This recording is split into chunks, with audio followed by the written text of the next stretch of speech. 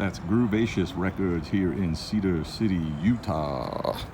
I was just in there picking up some stuff, so let's see what I got.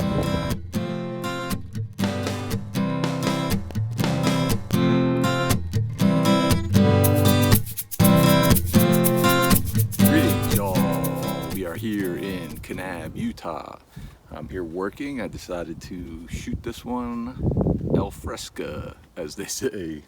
I don't know where they say that, but anyways, I guess it was in 2018. I was out here in Utah working, and we were staying in Cedar City, and we were out there for like maybe a month and a half, and got to know the area fairly well, and stopped in on a record store there in Cedar City called Groovacious, as you saw in the intro. I decided to return. New vinyl, new CDs, the prices are, you know, what you'd kind of expect, what you see in most places. Some of the used CDs and vinyl, I thought the prices kind of fluctuated. Some of them I thought were a little bit on the high side, and then some were kind of spot on with what you expect. They do it out of a bin, like with sale stuff, which was really cheap, like $1 to $2, and I found a couple of things there. So let's see what I got. From 1992, we have Sophie B. Hawkins and Tongues and Tails. I don't know if this might be her, yeah, it is her debut album, says right there on the little hype sticker. Of course, I remember when this came out, the song Damn, I Wish I Was Your Lover was constantly on radio, MTV, everything. I knew one other song by her, I guess on her follow-up record to this. I think it was called Lay Me Down or something like that, Lay Your Hands Down, something like that. That was all I knew by her, but it's funny because this CD, when we're talking about female acts in the 90s, I think of this CD, I think of Sarah McLachlan's Surfacing, and I think of Joan Osborne Relish.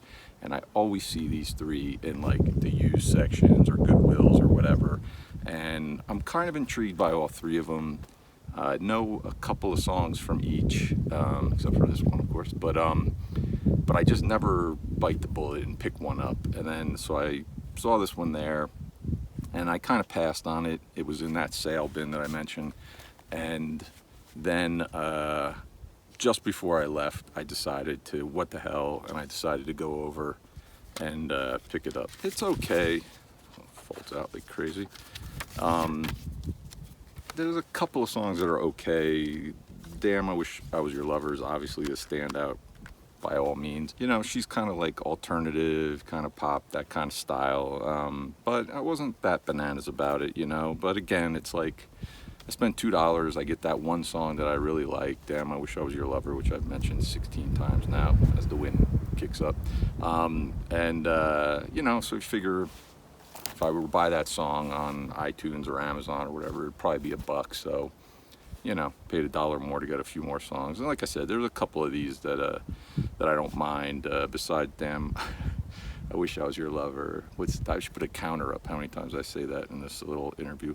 Besides that, the other songs on here that I like were Mysteries We Understand, We Are One Body, and Live and Let Love was all right. And again, you know, when I do these things, a lot of times I've only listened to the record once, and that's the case certainly here. So, you know, sometimes at first listen, maybe things aren't that, you know, great to you sounding, but on further listens, you start kind of getting into it. So, you know, maybe with future listens, I'll get a little more into this CD. 2008, we get Eddie Grant and the best of, the very best of. Let's not confuse it with just the plain old best of. This is Road to Reparation. I don't know a ton about Eddie Grant. I know probably what everybody knows, Electric Avenue, of course, and the Romancing the Stones song that were really popular in the 80s, and that was kind of it.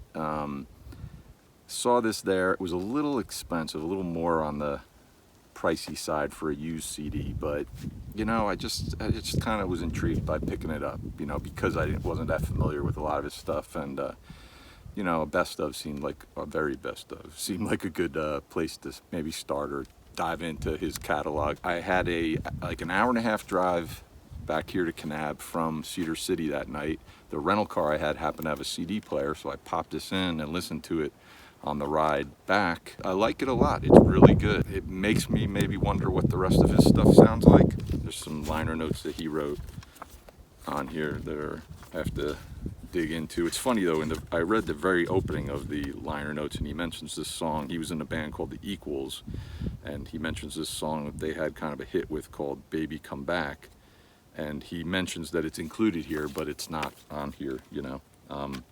But it's really good. I mean, you know, obviously, you know, we put him in the reggae catalog, or the catalog category, but a lot of his stuff doesn't really seem like reggae to me. Some of it does, for sure, but a lot of stuff sounds like a little kind of like electro pop or even new wave, you know. I mean, he came around, really got real popular in the early 80s when new wave was all hitting.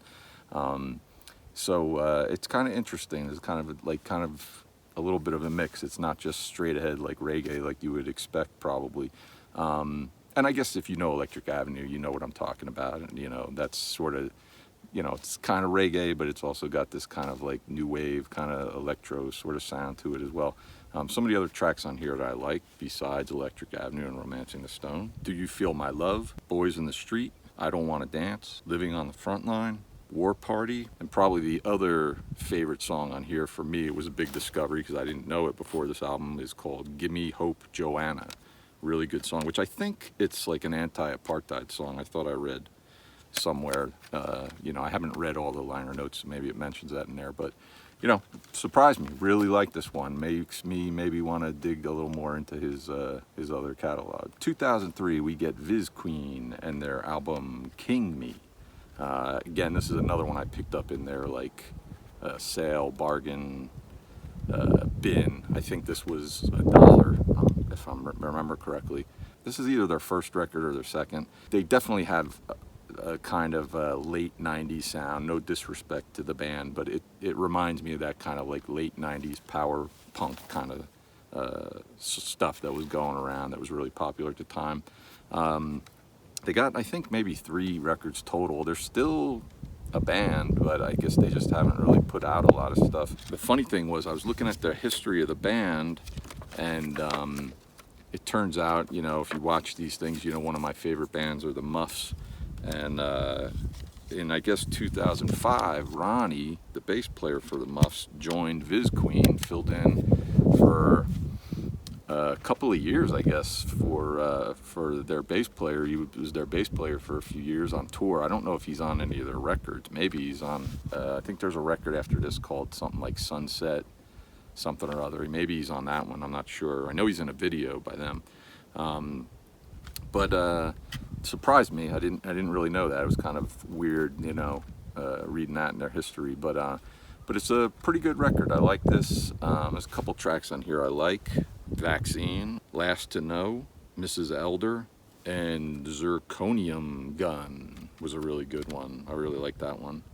But really good, you know. It surprised me. I was happy to pick this one up. So that is what I grabbed this time at Groovacious. I guess it's a good thing I didn't grab any vinyl, because it'd be kind of silly of me to be dragging vinyl all the way out here on this hiking trail. Got a cool little sticker from the store.